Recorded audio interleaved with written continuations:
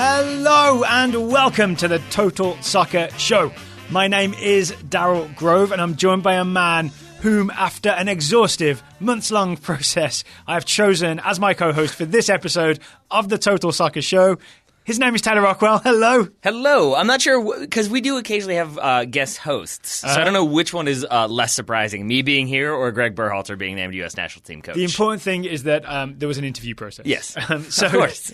If you haven't heard, Gregg Berhalter, it was confirmed over the weekend by various journalists that various stages of talks have happened, that the contract has been sort of approved by the board. Lots of breaking news. Yeah, but US Soccer finally put out the press release saying, yes, Gregg Berhalter is going to be the next US men's national team coach. So the worst kept secret in soccer is finally out. There's going to be a press conference on Tuesday where journalists will get the chance to ask Gregg Berhalter some on-the-record questions.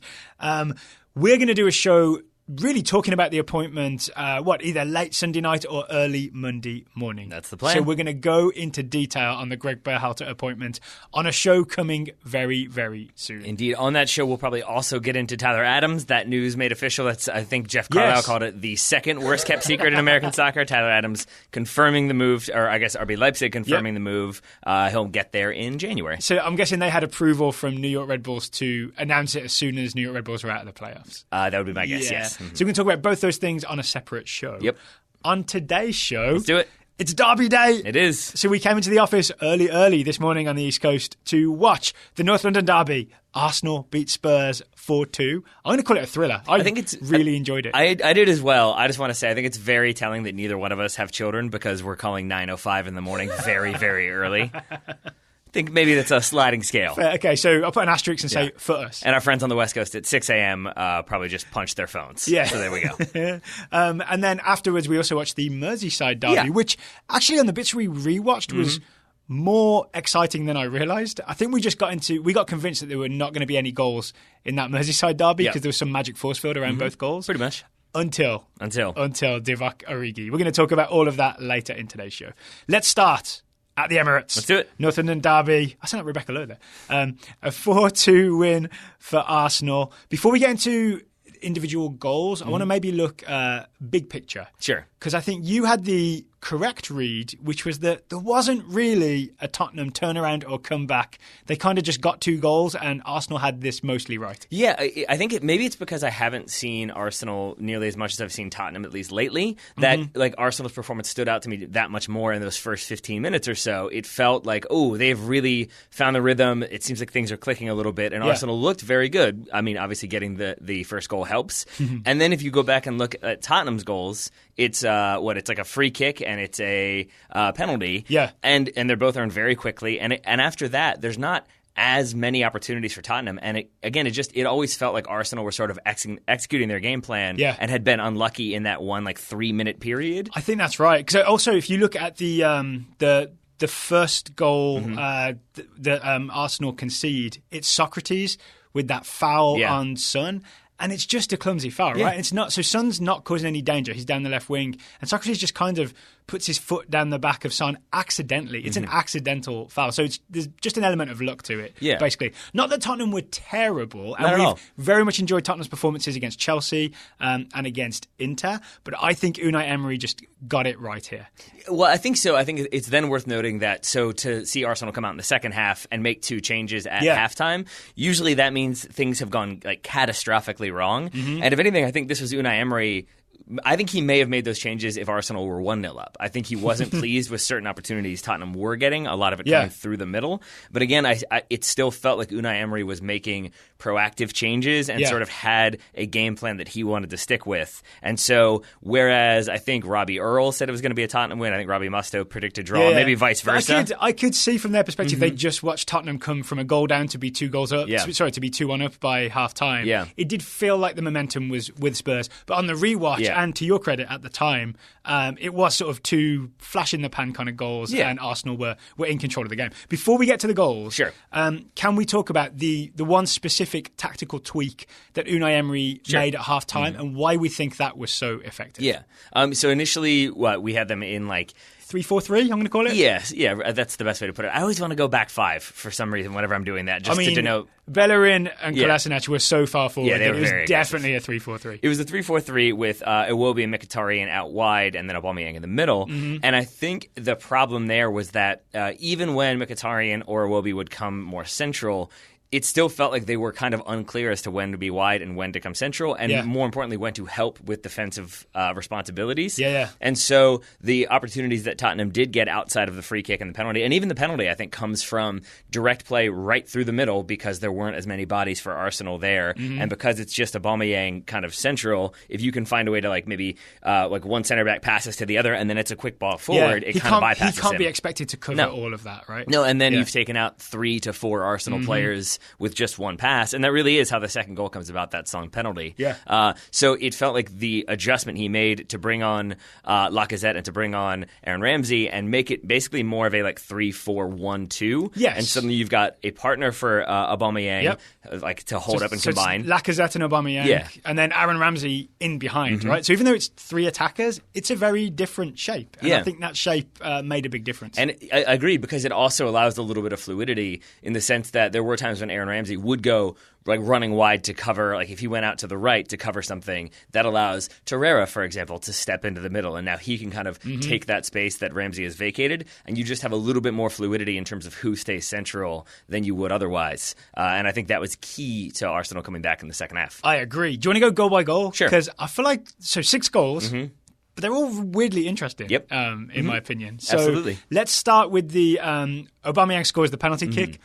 Vertonghen gives it away. He does. I would say, and I think I missed this live, you were the one who pointed it out, that I would say it's a little bit Serge Aurier as well. And, yes. I think watching this again at the time, it felt like, it's a corner, it's a free kick, and then it's a penalty.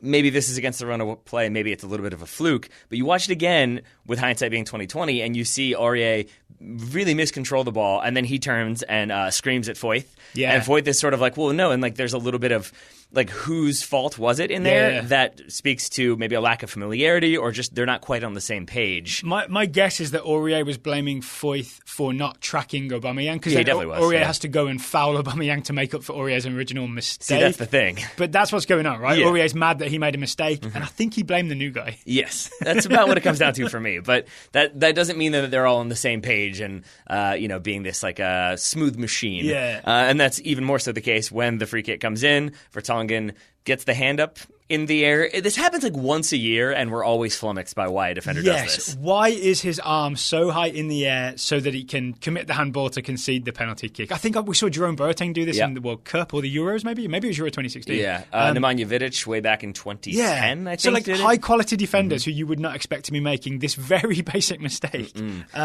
Why do they keep doing this? Or why do they occasionally do this? Yeah, when I first saw it, I really thought that Vertonghen, I think it's Mustafi is going to win the header if this doesn't happen. I thought for a minute that maybe Vertonghen is just trying to put Mustafi off. You correctly talked me out of that. And I think it's just he's trying to do the swim move. He's trying to get that momentum by raising one and then kind of throwing the other one in the air. And he just mistimes it because I don't even think he knows Mustafi is there. I think he knows he needs to attack the ball, and I think that's what he's trying to do. I think he's just trying really hard to attack the ball. And actually, if you do jump for a header, if you've ever jumped for a header, as I know but you and I have regularly, you do use your arms a little bit to just accelerate, give yourself some momentum, a little bit of acceleration through the air. You would think it doesn't make sense, right? Because you're going through the air and there's nothing to grab onto. But that is the body motion that you make. Yep. And Vertonghen just does a very exaggerated version of that, and that's why his arm is way up in the air. Yep. Yeah, I mean, and so from there, it's a very calm finish by Aubameyang, who I think really just looks at Lloris the whole way and then just picks a spot based on the way Lloris is leaning. But from that moment on, it's multiple Arsenal chances to the point where I forget which commentator it was said Tottenham look half asleep here. They just there's one where Sissoko, I think they give the ball away and Sissoko just doesn't track Torreira, I think it might have been, but it's just a lot of Tottenham kind of standing and trying to adjust, but looking like they're kind of on the mat for a good chunk of this game. Yeah. I think asleep is the wrong word. I think dizzy is the right word. They were just kind of confused and dizzy by what Arsenal were throwing at them. Because I think Tottenham really wanted to stay compact and stay narrow. So they wanted everybody kind of between or inside the 18 almost all the way down the field. But that left huge chunks of space out wide for Arsenal where they especially would for the commit wingbacks. Yeah. And so then when Tottenham would send somebody over, it felt like there was nobody. Say Serge Aurier slides out to try to prevent a cross from coming in. It felt like no one provided him with any cover. So then there's a 15-yard area behind Serge Aurier that someone else can run into, or if the ball gets dropped back, he might go step to the person who now has the ball, leaving his player out wide. And suddenly you just have overloads on overloads, and Arsenal really should have gone ahead maybe 2 or 3 goals. There's the Aubameyang miss. I think there's one more like very close chance that Arsenal had. And so it felt like in those first 20 minutes that maybe this was all going to go Arsenal's way, and then Socrates steps on Son. Really is just a complete accident, right? He's trying to just keep Son outside because Son's on the wing facing away from goal. Really like safe position if you're Arsenal. Socrates is just trying to stand him up, accidentally rakes his cleats down the back of Son's Achilles tendon, right? There's no way he intended to do that because it would be a dumb foul. It would be both mean and dumb to do that. It's just a clumsy accident. It is, and I think it's the maybe aggression that Arsenal were trying to show, or that Unai Emery had asked them to show, that it's that we're going to go up against Tottenham's press, we're going to be equally aggressive in stepping and making Tottenham players uncomfortable, especially when they're on the ball. But I think sometimes you can go overboard, and here it's Son going away from goal. That play doesn't need to happen, but I think if Socrates just so up for it, he tries to make a play. He steps, free kick conceded, free kick delivered, ball in the net. And then we should probably talk about how all that happens. Yeah, so the very basic version is Christian Eriksen, I believe, takes the free kick. It's an in-swinger. Eric Dyer basically redirects it like maybe, 8 yards out with his head. And I don't always give commentators credit, but I forgot who described it perfectly as Leno tries to make a volleyball save on it, like arms together and just trying to pop it out. And it looks really bad for Leno. It does. It not to bring back sad memories, but who was the England goalkeeper who Clint Dempsey scored on in the World Cup in 2010? We're going way back when. Mr. Rob Green. There we go. It reminded me of that, where he sort of like gets his arms together and then just misreads the ball a little bit, and it goes off his right arm and pops into the goal. Here, it felt like Leno, maybe it's a little bit the redirection throws him off because he's not expecting it to like come that fast. But in my opinion, he can see the free kick. He can see Eric Dyer. He can see Eric Dyer running towards the free kick as the free kick is in the air. Yeah. He should probably anticipate that. And it just seems like he panics in the moment because even his momentum is carrying Leno into the goal. So even if he like catches it or handles it, he might end up falling into his own net. I really think the basic explanation is he's waiting to catch that sort of in-swinging cross, but Dyer redirects it, and Leno still has time to absolutely save it and just doesn't. Yeah. I mean,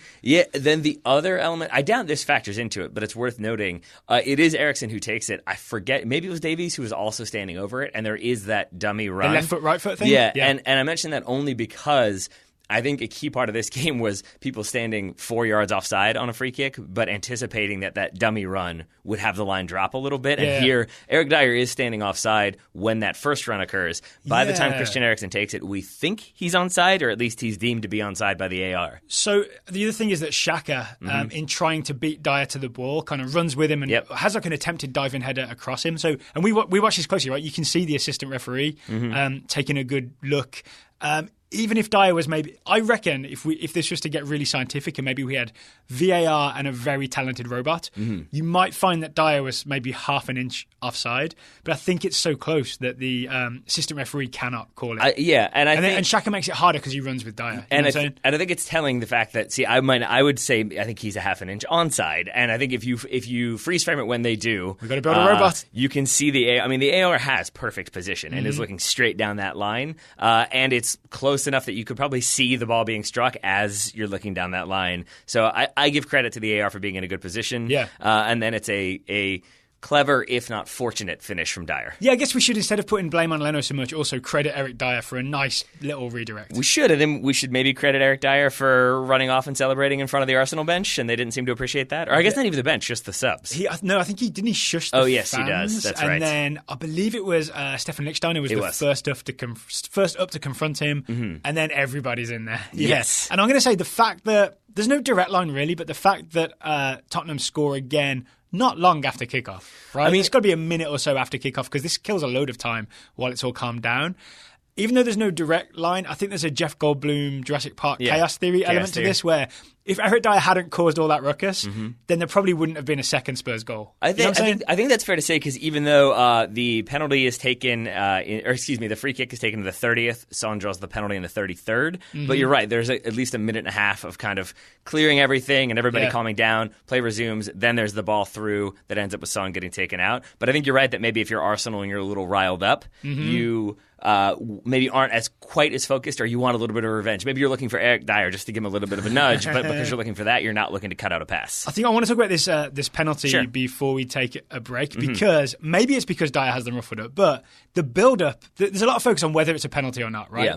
But the build-up to the penalty, I think, is Tottenham's best bit of play in this entire game. Yes, agreed. Because, not least because I think Arsenal did a very good job of keeping Harry Kane quiet. They had three centre-backs, so that your theory was that they had three centre-backs so that one of them can always go with Harry Kane and track him to midfield, right? Yeah. And even if they don't, then Xhaka or Torreira is going to get him. Yeah. They just denied him any service. I think it was basically to mark him so aggressively that he kept trying to drop away, and then one of your holding midfielders can pick him up. Right. But if he comes past those holding midfielders, then one of the centre backs can step, and you still have two providing cover. And then on this, but for Son to win the penalty kick, it is actually the camera cuts away, right? But we think it's either Vertonghen or Foyth. It's probably Vertonghen. Plays a sort of on the day. I'm not sure. Vertonghen did not have a good day. Maybe a hip high ball right through the middle. Of Arsenal's attack and midfield, which again may be one of the reasons why Emery decides, we need someone standing in that spot.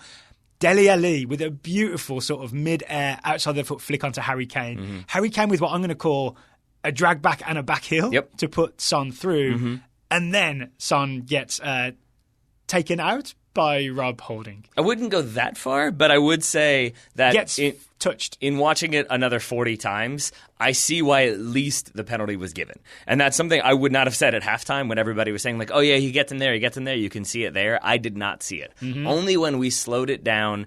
And it's not even from the angle you would think. It's not from the angle from behind. It's from the angle like on the goal line. Yeah. And you can see as Holding slides in, because it happened so fast, I never saw anything that made it look like a collision occurred. But when you slow it down and watch it frame by frame, you can see Holding's foot go from like pointed, like he's pointing his toe to get the ball, and it kind of bends out to the left and opens up. And it bends out because it's made contact. Exactly, because it's still in midair. Right? So it's basically it's touched the heel and then it's kind of been bent back as a result from the force. Yeah. So there is contact. Whether or not it's enough to send Son down, I don't know. But that's why the referee gives the penalty in the first place, because there is that contact and it probably stops Son's momentum on the cut. I can say from Son's perspective, I understand that even that quick touch with the pokey toe of Rob Holding at pace, it's going to hurt enough for you to grab your foot and go down. Well, and it's also if it is on your foot that you're using to plant, because that's what he's doing, is he's trying to cut back off of that left foot. And so then if somebody comes through and kicks it, it makes it hard to kind of get the traction you would have had, to get the push that you would have otherwise had. Yeah. And that's the other reason why he goes down. My one feeling is maybe Rob Holding did not need to be sliding. I would agree. Right? Because I think he had Bella in there for a bit of help. He could have just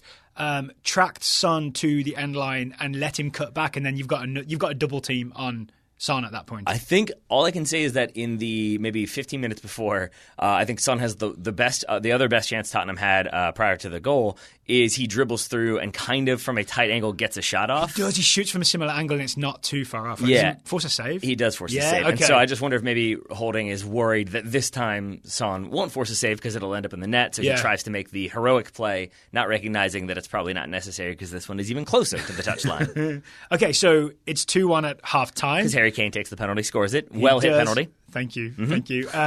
Let's also take a break for half time to let people know about today's sponsor. Today's show is sponsored by Greats, premium sneakers. Greats. They are Brooklyn's first sneaker company. I love mine. I'm not wearing them right now.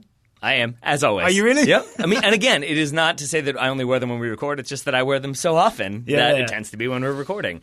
So they are made of beautiful leather, expertly put together. They are the best constructed pair of sneakers I have ever owned. That's a bold statement. It's a bold statement. All right, I'm sure they'll appreciate that. That's the handcrafting of Italy. But I'll say this: as it gets colder outside, maybe you have the Tottenham or Arsenal jersey. Maybe you got to wear the jacket now, so you don't have a way to show your team colors. Greats has you covered, because if you wanted to get, say, the Rosen Cadet Navy, it's got the navy blue and the white. that seems pretty well suited for Tottenham fans. And the Royale Red Gum, it's got the bright red with the white on it. So you could, depending on your team, you could wear the colors and show your support that way. Can you remind us of the names of the shoes again, just so people can remember? Sure. It'd be the Rosen Cadet Navy and the Royale Red Gum. Rosen Cadet Navy is for Spurs fans. Yeah. And tell me again. Royale Red Gum. Royale Red Gum is for Arsenal fans. Yep. And then if you're in a split household, you could do the sandal, the slide navy red wool. It's got both colors in there, so then you're appealing to both sides. Those are like the half and half scarves of great sneakers. Yes, and I think I said Liverpool, but I meant to say Arsenal. My mistake there. So yes, you could do Tottenham and Arsenal colors. If you want to get 15% off your greats, you go to greats.com, of course, which is where you buy your shoes. Use the code TSS for 15% off your purchase at greats.com. Thank you to Greats for sponsoring today's episode. So last we left off, it was 2-1 Tottenham heading into halftime. We were saying that Tottenham have all the momentum. They look like they're going to run away with this. We were not. But it is telling. So we already talked about the halftime changes that are made, but it did feel like from the start of the second half until the 56th minute, which is when you do get your equalizer for Arsenal. It did feel like Arsenal had made the changes they needed to make to really continue to fluster Tottenham the way they had in the first 15 or so. And I want to, just in case anyone, was walking the dog and got distracted for a second, just to run down those changes again really quickly. Sure. So instead of having a front three of Iwobi, Aubameyang, and remind me who's on the right, Mkhitaryan, Emery switches it up at half-time, which is a bold move, to Aubameyang and Lacazette as a front two, with Aaron Ramsey just behind them. Sort of an attacking midfielder and two strikers. And I'm fascinated by this because it's technically a very small change, but it really made a difference to the shape of Arsenal starting from the front. Yes, and a good example of that would be the equalizing goal, because you have, I believe it's Lacazette starting central, running out to the touchline. That opens up space. And because Ben Davies has to go with him a little bit, right? Yes, but if that were, say, Mkhitaryan, he's already kind of standing in that space, so then Ben Davies can adjust his positioning. He doesn't really have to worry about it. The fire engine outside agrees. But because of that run, that opens up maybe 4 or 5 yards of space. That's where Bellerin plays the ball through, and he plays it into Aaron Ramsey. Yeah. So you've got those two halftime subs making a difference because it's Ramsey just getting a barely touch to it, but he squares it to Aubameyang for the lovely finish. You say lovely finish. I'm going to call it a surprise finish. All right. Right. Hugo, I've got the right goal here, right? Hugo Lloris, you can see him on the slow motion. It looks like he just watches it go into the back of the net, which obviously is very, very bad goalkeeping. But I think when you watch it in normal time, at normal speed, I think the shot just comes so quickly and unexpectedly that he's more like, what just happened? Yeah, I mean, because if you watch it from the angle from behind the goal, like, he has his feet set. He should be able to make a play. I just think because maybe Aurier comes across and screens a tiny little bit, but it's also just the way Aubameyang hits it, and from the angle he hits it, I think Lloris just can't really make the play he would otherwise like to play. And maybe there's just a slight chance that he thinks the ball is going wide, because he does have sort of a stunned reaction of, oh, that went in a way that I thought maybe he was like, oh, maybe it's going to go wide and I can't really dive to it. I'll just let it go. And then it ends up in the bottom corner, and he's probably a little bit surprised. I think we should credit Pierre-Emerick for just the confidence and the quick thinking to just take that first time. Like, rather than thinking, all right, I'm going to settle this, then I'm going to try and beat Aurier, I'm going to do a whole thing. Just, there's a gap. Aurier hasn't fully screened me. Again, not Aurier's fault, I don't think, this, because it all happened so quickly because Ramsey gets that very tiny flick on, right? So no one knew this was coming, really. Aubameyang just thinks, right, now's the time. Let's do it. Let's get it done right now. And it is also worth He's noting, a get things done kind of striker. He sure is. And he's a get things done efficiently kind of striker. Because it is a one-touch pass from Ramsey. It's a one-touch finish from Aubameyang. It's a quarter of a touch pass from Ramsey. Yeah, if that. Yeah. So, okay, fine. A quarter and one touch for the shot. And then it's like one touch for the pass from Bellerin. Yeah. It's, 2.25 touches that cover 70 yards, 60 yards or so. That's quite deep with Bellerin, who's now playing, still right wing back, right? Yeah, just feeding that in. Yeah. Yeah, and so I think that shows you the kind of ruthless efficiency that Arsenal are able to bring to the table, comparing that to sometimes in the past when we had the criticism. I mean, this was still under Wenger, but it was the they got to pass and pass and pass and pass, and they want to pass the ball into the goal. This was Aubameyang passing the ball into the goal, just with the instep from 20 yards out on a one-time lovely finish. Okay, so at this point, it's 2-2. I believe that Pochettino looks at this and says, this new two strikers, one attacking midfielder thing Arsenal are doing, that's murdering Vertonghen and Foyth. We're going to have Eric Dyer drop back into a back three. Yes. Yeah. And I think the idea then is not just that they're getting overrun, but the idea is you drop Dyer in. Now the kind of front two is theoretically more or less like nullified, because if you've got Dyer in the middle and the 2-2 spread, you can play right through the middle. But if they try to kind of stay too tight, then you can play to either side, and then you can move the ball that much faster and keep possession if you're Tottenham. I'm not sure they did that, but I think that was the theory behind what they were trying to do. But in the 75th minute is how I've got it written down. I didn't take perfect notes in terms of time.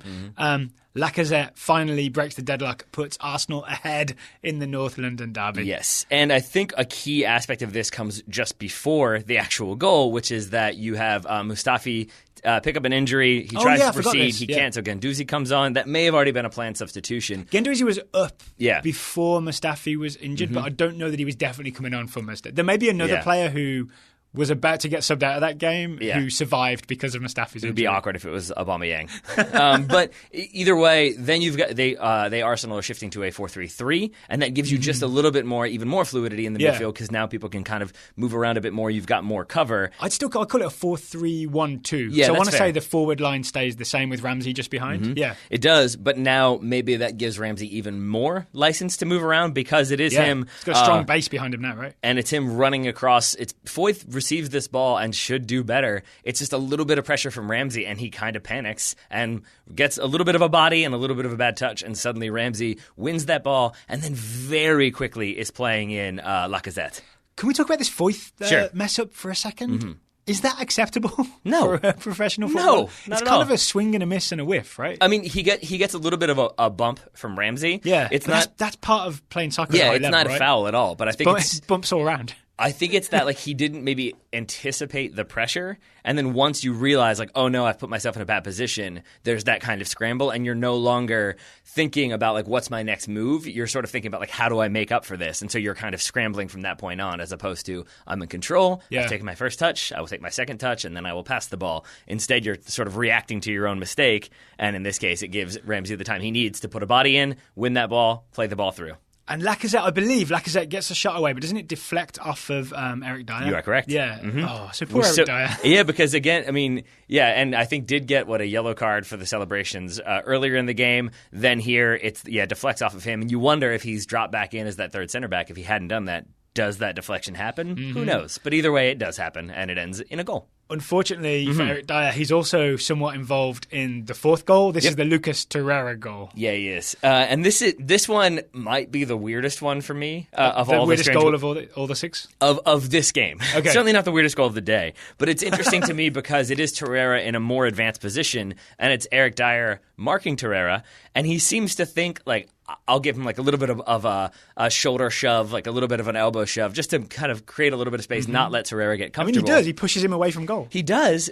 He's go play defensive midfield. But this is the thing, is that I think you made this point, that it's almost like he facilitates the check to run from Torreira, because Dyer gives him that bump, Torreira moves away, and then Dyer recognizes oh no, he's moved closer to receiving the pass from I think Aubameyang. So then Dyer goes to make a play on that, Torreira runs in behind, and now that passes on, and Dyer can only kind of go for a last-ditch tackle that's about a yard too late. If you don't mind, can we back up a second to explain to people that is a classic soccer move, right? The check away, you go away from your marker, but then you run in behind because you want to just pull them out and then run behind them to receive the pass. Eric Dyer makes Lucas Torreira do that. He really does. Maybe he was thinking, I know you're normally a defensive midfielder, you're not in attack very often. I'm just going to give you I'm going to show you how they normally do it when they're up here. Yeah, and worth noting with the defensive midfielder aspect that this is not the finish of a defensive midfielder. It's very well taken, but it is the work of the finish of a different Uruguayan. This is true. But it is the defensive work of a defensive midfielder to win the ball in the first place, because in I think 30 to 45 seconds before the goal, about 30 yards from Arsenal's goal, it's Torreira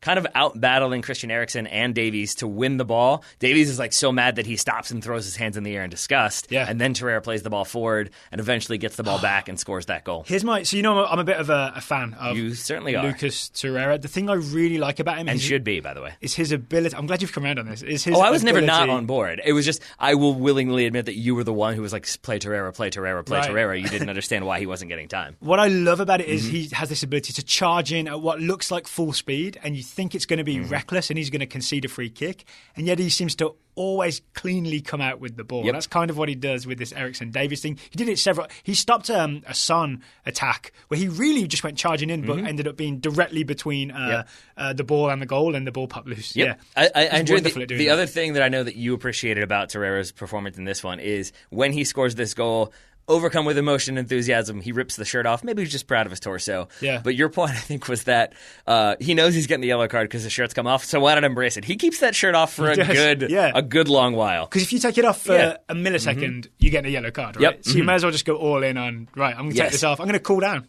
Yeah, but so then we were a little bit nervous. I'm not sure why. Neither of us have any rooting interest in Arsenal, but we were a little bit nervous that he gets that yellow card and then maybe he has to make a professional foul near the end. Yeah. He picks up a second yellow. In the end, it was not Arsenal picking up a second yellow. It was Jan Vertonghen, who really did. It kind of came full circle. Starts the game with a yellow, finishes the game with a yellow. His second is sent off. Is Vertonghen unfortunate here? Because he's passing the ball as he does this, right? He plays the ball and just sort of, he's had to lunge to play it. Yeah. So he follows through and ends up, I can't remember who the Arsenal player is, but he's his foot. I think it's Lacazette. His foot goes into the ankle of Lacazette. It is Lacazette. Mm-hmm. And then if I'm a referee, I'm looking at that and thinking, oh, that was reckless. So that is a yellow. Yep. And unfortunately, you have the other yellow. Yep. So now it's a red. I just feel like it's by the letter of the law, but at the same time, it's hard done by. Yeah, I mean, I think both of those things are accurate. It definitely looks way worse on slow motion. It looks like it should be a straight red on slow motion. That would have been too harsh, but it is him making a play, but then the foot is outstretched. He's not in control of his body anymore. He's putting another player at risk. It's a justifiable yellow. Anything else on this game? I'm going to let you think while I tell you one thing that I've realised is that part of the new Unai Emery Arsenal seems to be that rapidness of the counter-attack. Yep. I'm thinking specifically of the thing you said about like Bellerin going more direct for the Aubameyang goal, and also the quickness with which Aaron Ramsey counterattacks once he forces the mistake from Foyth. Those aren't things we saw under the previous administration. Let's put it that way. No, they are not. No, they are not. And the practicality of 2 halftime changes, and then as we said, Guendouzi coming on in the mid-late 60th. All 3 subs are burned with 20-some minutes to go. That's a gamble, right? That's a big gamble. Yeah. I mean, we thought for a moment like there was a chance maybe Arsenal get the red card. Maybe it is Torreira picking up a second yellow, or like it could have even been Leno. Maybe he comes out, he gets a red, and suddenly someone else is going in goal. So you've always got those sort of things to be concerned about if you've already burned through the subs.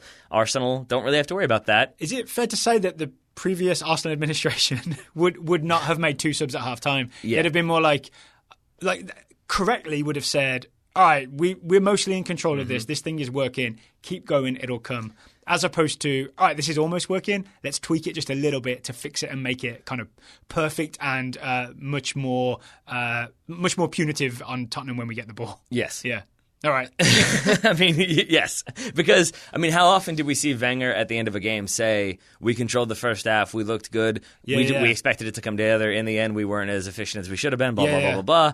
And so I think, to have the cojones to make that change if you're Unai Emery, to bring off 2 important players. Yeah. And Mkhitaryan is obviously like an important creative attacker and a big name at that. So to make that change definitely speaks to the confidence Unai Emery has. Spell that? Yeah.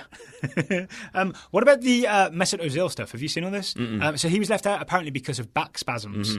Always a curious diagnosis. But he's been saying that he's had back trouble for a long time now. And I wonder how much of that is him looking at a January move, or how much of that is Mesut Ozil has had a long-standing injury, and that might explain some of his recent troubles. I know you don't have the answer, but I feel like it's worth raising that issue that this whole North London derby victory happened without, I assume, the best played player on the team having any involvement.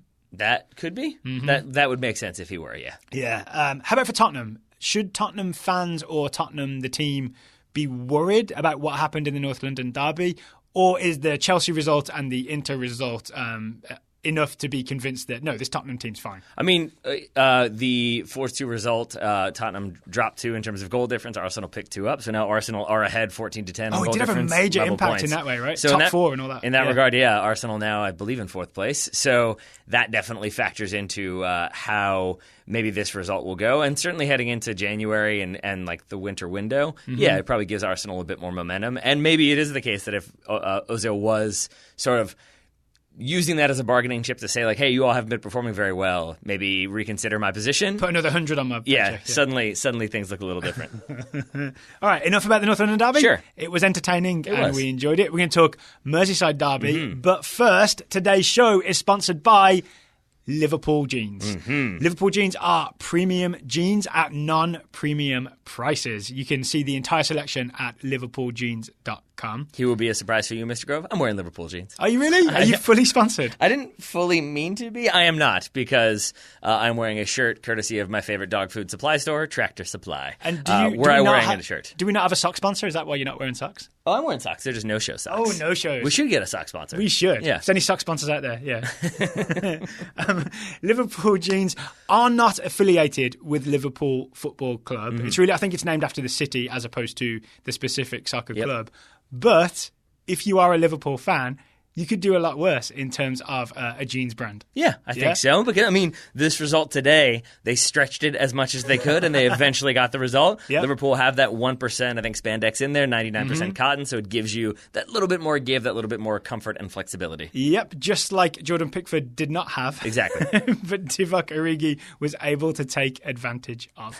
I also, I'm going to be buying myself some Liverpool jeans for the holidays. I'm due an extra pair of pants. I would recommend Liverpool jeans as a holiday gift for you or someone you know. There we are. And if you wanted to take Daryl up on that offer, you could get 20% off of your first purchase by using the promo code TSS at checkout. TSS for 20% off. I will not be manufacturing the jeans myself. I do not have the skills. No? Much more talented people than me will be putting your jeans together. I don't know. I've never not seen you so I don't know what to make of that. Yeah. LiverpoolJeans.com. TSS is the discount code for 20% off. Up your jeans game. Stay in the title race, just like Liverpool. Thank you to Liverpool Jeans for sponsoring today's episode. So let's talk about how Liverpool managed to stay in the title race.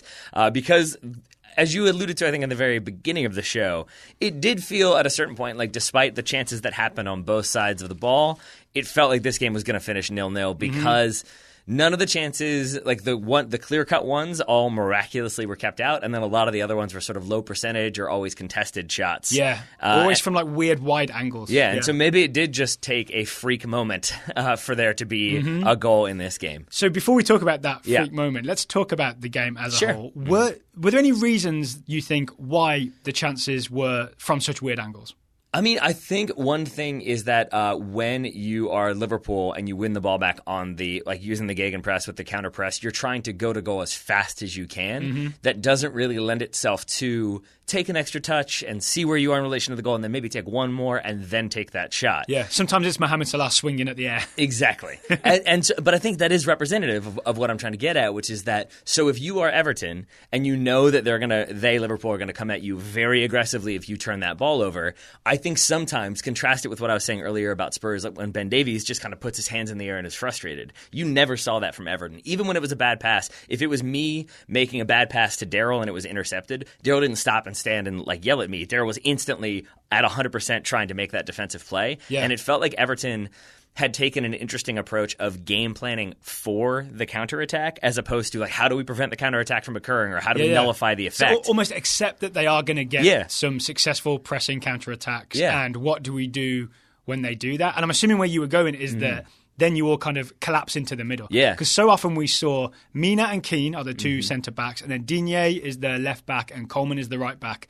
They would just form this blob in the middle as soon as they knew that the counter-attack was coming. Yep. And then what that meant is that even though Liverpool had the element of surprise, that was quickly nullified by there just being so many bodies in the middle that the element of surprise did not end up with someone being one-on-one with the keeper from a really successful angle. Absolutely. It was always under pressure or from a weird angle or trying to chip balls over the top but into very tiny spaces that, say, Mane couldn't get to. Yeah. All kinds of that sort of stuff. Yeah, and I think it's also that, and we disagree on this sometimes when a player won't go close down a wide-open player who scores the goal. I think sometimes you'll be like, why didn't they try to make that defensive play? Why did they just let that happen? It happened midweek in one of the Champions League games. But in this game, there were times when Seamus Coleman was 15 yards away from a play, had no business making a play, but just that extra level effort to get back and just make the attacker have to think, or because they can't take that direct shot right away, they do have to take that extra touch, it sends them just a little bit wider. I think it was that immediate 0 to 100 level of effort from the Everton defense that sort of kept them in this one, because there were a lot of sloppy giveaways. There were, right? Yeah. Sloppy giveaways in midfield, but followed by very unsloppy, organised defending to counter that counter-attack. The other element of why this worked for Everton for most of the game is that they're mostly quick back there, right? Yep. Seamus Coleman has wheels. Yeah. Yerry Mina seems pretty fast over a short distance. I don't know about Keane. He's got the go-go gadget legs, too. He does, They really stretch out and make the play. And Digne's quick as well, which it just means that thing we're talking about where they collapse into the back four, they can make it happen in a very short space of time. Yep. Yeah. The other, I think, very interesting, or thing I had never noticed before, flipping it around for a moment, it was a thing that I feel like Liverpool probably do all the time, and maybe it's just not a thing I've paid attention to. But when you look at how they possess from the back, it did feel like Everton, when they didn't have the ball, recognizing that Liverpool want to play fast, were content to kind of sit deep just a little bit. Not saying that they were like bunkered, but that they sat off a little bit, weren't trying to halfway over-pursue. line, more or less. Yeah. And so if you would see Virgil van Dijk, say he's passed the ball from Joe Gomez, I feel like a lot of times when you're swinging the ball from right to left, if it comes from the right back to Joe Gomez to Virgil van Dijk, the logical thing is for him to turn and play it to his left back, Andy Robertson. And routinely today, instead of doing that, Virgil van Dijk would kind of take a touch towards the center, or he would play the ball back towards the middle. And all of that felt like it was designed to make Tottenham step out a little bit to try to put some... Or Everton. Oh, excuse me. I keep switching them around. Make Everton step out a little bit to deal with that central pass or the threat of that central pass. But now you open up a bit more space if you make someone step towards Virgil van Dijk. Because you've brought them up 5 or 10 yards. Now they're 5 or 10 yards more stretched, but more importantly, because you haven't just followed the natural progression of right back, left center back, right back, right center back, left center back, left back. Yeah. You kind of just threw it off a little bit. You broke the rhythm a little bit. And now when Tottenham steps centrally, now you can play the ball wide, and now they have to slide over, and now they're even more spread out. Because there is a thing, right? Like I want to say this, if you've played soccer a lot, if you're on a decent team, that you do end up doing that thing a lot of going right back, centre back, left back. Yeah. And you feel like, and often, depending on what level you're playing, it really is a good thing to be doing because you're making the other team move left and right. So if you see teams doing that, they're kind of doing it deliberately, but also you can just fall in the rhythm of doing it because you just think it's always a good thing. Yep. And I think against a really organised team and an organised defence, which is what Everton really are under Silva, it is worth mixing it up and not just falling into the predictable pattern that just because you think it works, it doesn't necessarily work. Virgil van Dijk, I'm really impressed with his way of, not just Virgil van Dijk, but mostly Virgil van Dijk, his way of mixing it up. Yeah, because, and like it might not sound realistic, but I really do believe that this is a thing, that if you're Virgil van Dijk and you get that ball, and instead of playing it left, you take a touch back towards the middle. Now for Everton, say it's Idrissa Gana Gueye, that he sees that touch central. Now maybe he steps forward 1 yard, then Virgil van Dijk plays it to Robertson, the left back. So now Gueye slides over 3 yards, but then it goes back to Virgil van Dijk and he does it again. And just that little bit, because when you move it from right to left and left to right, you're probing. You're looking for vulnerabilities, you're looking for space. And if you keep pulling a player a yard or two out of position with unexpected directional changes, then suddenly, eventually you create 10 yards of space, and now you can go in on goal. It's like if a jar's really tight and you just keep trying the same thing over and over again, sometimes you need to get a rubber band or try something different. Hot water, something like that. Yeah, something just to try and loosen it up. But to your point, rubber band is always the way to go. It is, right? Before we get to the goal, which does involve Virgil van Dijk in a very odd way, it's also worth crediting both goalkeepers with keeping this scoreless for 95 minutes. Yes. Especially Alisson, who somehow it was Theo Walcott is played in. I think it's right after Liverpool have a very good chance. Everton come right back down. And the commentators all just kept talking about, even the halftime analysis was like, oh, it's a sloppy touch from Theo Walcott. He should have done better. It ends up being a goal kick. But it ends up being a goal kick because Alisson slides out and hits the ball into Theo Walcott, and then it goes out for a goal kick. But it's a great save from Alisson. And then there's the one against Andre Gomes. Banks it off of Walcott's shins, essentially. Yeah, that's amazing. I want to just stop and highlight that because it's such a hard thing to do because so many less surgical goalkeepers essentially give away a penalty there, where there is no chance of Alisson giving away a penalty because he's timed it and aimed it just right. Thank you for slowing it down to talk more about it, because I just realized a commonality here is like wrist strength, because he has the strength to not just hit that ball, but like sometimes you'll see that the goalkeeper gets a hand of the ball, but the forward momentum of a 200 or 150 pound or whatever player is going to take them right through that hand, and the player can end up still scoring a goal. You can trip over that hand. And here, it's Alisson with the wrist strength to kind of hold, like, have the power to block that ball and then make it go out on Walcott. But even his point-blank save on Andre Gomes... Oh, this is the header. Yeah, which you might say maybe he doesn't know that much about. Maybe Gomes should do better with the header. But it's still, he gets a wrist save to it, and it's a strong wrist. that pushes the ball away and doesn't kind of bend back and let it slowly roll into the goal. Is this the same one where Joe Gomez then has to have the stretchy leg slide tackle outside of the foot off the line thing? After, it's a weird sequence because it's the header from Gomes, it's saved by Alisson. Gomes is like a diving header, so he falls down. Oh, it's and a the double ball, tap, essentially. And off the save, it kind of falls down and hits Gomes in the head. He doesn't get a head to it. It hits him and slowly rolls towards the goal, and then Joe Gomez comes through and gets it. But the pronunciation of the commentators didn't help with this because it was like, Gomez with a header, Gomez gets it, Gomez clears it. And we're just like, why is Gomez heading it and clearing it? They need to differentiate between Gomes and Gomez. Yeah. Right? Yeah. That would have been nice. All right, let's talk about the goal. We've held off long enough, just like Liverpool did during this game. We've held off long enough. We have. It actually starts with some nice play from Alisson. It does? Yeah, it's a free kick for Liverpool. It's deep in their own half. I know Jurgen Klopp said when he runs on that he wasn't, like, there was no reason why he went to Alisson to celebrate. It was just that was the person who was closest. But at the time, I really thought this sequence is why he goes and hugged Alisson, because Liverpool get the free kick about 10 yards from goal. Sorry, I hijacked your point. No, go for it. But it's, we're on the same team. It's about to be Trent Alexander-Arnold taking it, and you have all the Liverpool players up on the 18 of Everton. It's a long way to serve that ball in with much accuracy, right? I know this won't really resonate with you, Daryl, but it's the equivalent of throwing a Hail Mary from your own 20-yard line. I know what Hail Mary is. I know what the 20-yard line is. Okay. Versus running one quick play and say you gain 25 yards, and now you're throwing a Hail Mary from the 45-yard line. That's the difference here, is that Trent Alexander-Arnold, if he hits this as hard as he can, it's still sort of a ball in, and more importantly, it's still against an Everton team that are all back and ready to deal with that. Alisson comes running out. And Zuma's on as well, right? They've got 3 centre-backs at this point. That's right. Alisson instead comes running up. I think definitely calls Trent Alexander-Arnold off the ball, but then plays it to him short, so Arnold can then dribble the ball. Alexander-Arnold can dribble the ball 20 yards up the field, slowly gets pressure from, we think, Richarlison. Yeah. After Silva, isn't Silva frantically gesturing, come and pressure?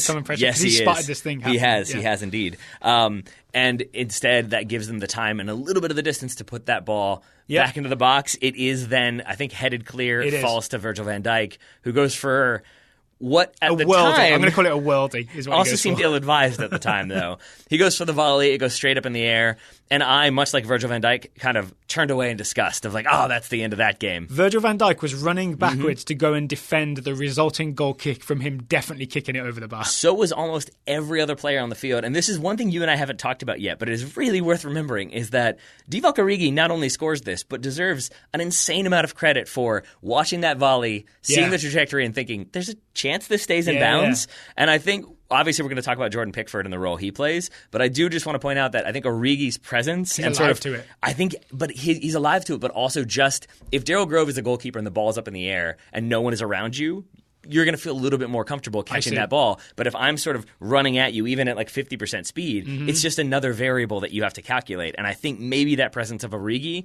Maybe takes 2% of Sturridge is also watching this and is very present. Because if it had landed the other way, Sturridge would have been there to get it. He's a little bit more static, but Origi is the one who stays on side and then closes 5 yards or so. I watched this again to see what Sturridge did, and he's a little bit more standing and then turning to make sure that Origi's on the entire time. So Virgil van Dijk, I mean, it's just a bad shot, and essentially he gets lucky that he puts so much backspin on it that it's going to land roughly on the bar, right? I'm thinking if Jordan Pickford doesn't touch this, this ball lands with backspin on the top or back of the bar, and then it's out for a goal kick. I would assume so. I mean, it's worth noting, as you said, there's so much... And this is me watching it in slow motion for 5 times. Jordan Pickford's doing this in real time. Yeah. I mean, and it's again, it is the case that there's so much spin on it that if it hits the front part of the bar, there is a chance that because it's moving the way it is, that it hits and slides straight down or pops out. And so I understand why Pickford feels the need to make a play on the ball. Yeah. I think the two problems are, one, he doesn't really get very good positioning. Maybe 1.1 is that he's got Origi there, so he's kind of aware of that. But the other thing is, I think because of the way he jumps sort of from the end line or jumps backwards so that he ends up with sort of his face looking up at the bar and that his hands around on the other side of the bar. They're bent around the metalwork, right, to get there. So it's already a weird, unnatural position. He looks like the Mrs. Incredible. Yeah, but well said. But if you imagine, the best way I can explain it is if you are under under a table and you're reaching up above the table, that eventually your momentum, if you're moving forward the way Pickford was or backwards the way Pickford was, your momentum is going to kind of pull your hands back underneath the bar. And I think that's more or less what happens is he gets a hand of the ball, but because he then has to pull his hands down because they run up against the goalpost, and that's what happens. So he puts some extra roll on it, right? He puts some extra roll on it, and I think brings the ball with him, especially because of the crazy spin. Does he end up adding... So Virgil van Dijk's sliced shot gives it backspin. Does Pickford give it more backspin when he touches it? Well, if anything, he doesn't change the rotation, right? It's more of the same rotation. Yeah, but I think it continues the rotation, but also because he then has to pull his hands back towards the field because, again, that's what the crossbar demands. He's pulling it with the backspin back into play. And so I think there's a reason why at the end of the game he is apologetically waving to the Everton fans. Yeah, of course, yeah. Because, I mean, what he would have loved to do in hindsight, I bet, is just punch it over the bar or tip it over the bar or something, obviously. What happens after he's got this weird, part fingers to it? Does it hit the bar and then hit the bar again? It does. And then... Well, it hits his hands / the bar, and then it hits the bar again. And then it hits the bar again. Is it at any point over the line and out of bounds? I mean... We've had a few tweets saying it definitely was. We've had a few tweets saying it absolutely was not. So that probably tells you that it was pretty close. I do not think it was. I certainly don't think the entire ball was over the line. Still don't know. Is it physically possible? Because if it keeps hitting the bar, then doesn't that mean that it has never gone out of bounds? Or is it possible to sort of spin out of bounds and back in? And I think that's why it's important. It's more of a physics question, right? It's more important to note, I think, that's why I was saying that the first one is his hands more so than the bar, because it could be all the way out and he almost could have pulled it back in bounds. I see. But I still don't think that's the case because I don't think it was far enough past to be clearly over the line. It's got to be the whole ball for one thing, right? Mm-hmm. Yeah. Okay. I also still wonder, because if you have the camera sensors between the goalposts, right? But is that also the crossbar as well, or because it's between the two goalposts? No, because I think, as I understand it, the goal line system is set up so that the ref's watch says goal when it's gone in the back of the net, right? Okay. So he's not going to get any notification if it goes over and behind. Okay, that makes sense. Because then he'd be getting a goal notification for shots that go over. That makes sense. Right? Yeah. All right. Then Virgil van Dijk would have had a goal for his initial, where his shot should have ended up. Also true. Divock Origi is there when it lands to head it past Jordan Pickford. The other part of this is Pickford is struggling to get back in a balanced shape to what would have been to make their second save, right? So great finish from Origi. Yeah. Still not great stuff from Pickford on the second chance. I mean, I would say fortuitous finish from Origi. It's good work to be there in the first place. It's worth noting that, in the 90th minute or so, or 87th minute, Origi has a point-blank shot that he somehow manages to hit from 2 yards out onto the crossbar. I think it's because he is not left-footed and he tried to take it in the air with the outside of his right foot. What gave that away? The complete awkwardness of his approach to that one? Yes. You think?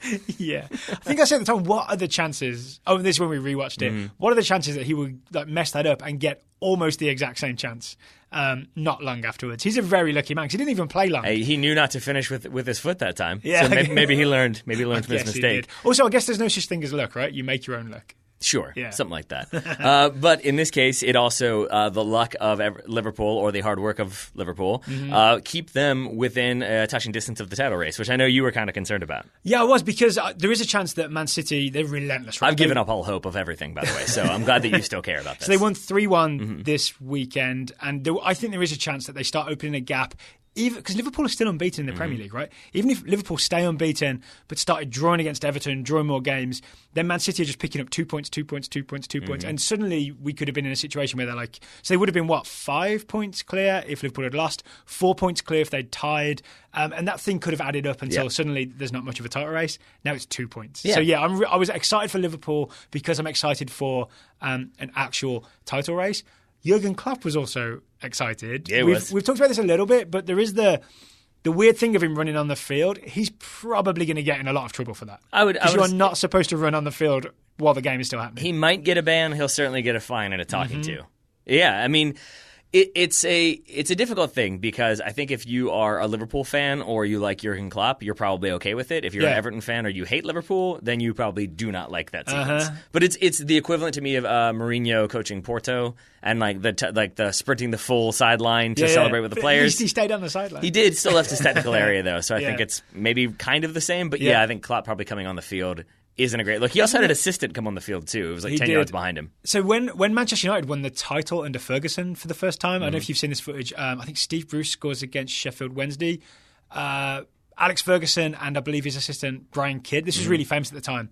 Both celebrate on the field. They're not far on the field, Yeah. but they're like on their knees on the field celebrating. I think it's kind of the same thing, right? You're just super excited, so you end up being way outside of where you're allowed to be. Kind of on the field was different than running on 30 yards to hug your goalkeeper. Slightly different there. But again, I think all that is to say, if I'm being totally honest, I don't really care. Yeah, I think if I were an Everton fan, I'd probably be pretty upset. If Klopp did that against Manchester United, I would probably be upset. So I totally get why people would be frustrated. I personally, it's the heat of the moment. It's why we like soccer. It's passion. It's celebration. Whatever. No one got hurt, right? No. And it also was basically Other the than end of feelings. the game. Feelings got hurt. He didn't do this in the 60th minute, right? It's like the That is true. 95th. Yeah, feelings got hurt. Okay. It is the 96th of 6 minutes added on. Yeah, there is not long to go. No. I think Everton have basically a throw in and then it's whistled dead after that. Yeah. Essentially. Okay, so Derby Day. We covered the Northern Derby, Yep. the Merseyside Derby. In detail, I'm going to say. In detail. Yeah, this is longer than we expected to go. A little bit. Right? But they were exciting games. There was a lot going on. True. So we will be back later tonight or early Monday morning. We're going to talk Gregg Berhalter and Tyler Adams. We sure I'm are. excited for that conversation too. Taylor Rockwell, thank you for taking the time to talk to me today. Right back at you, buddy. Listeners, thank you for listening. Please support our sponsors, Liverpool Jeans and Greats. Links are in the show notes, as are the discount codes, and we will talk to you again very soon.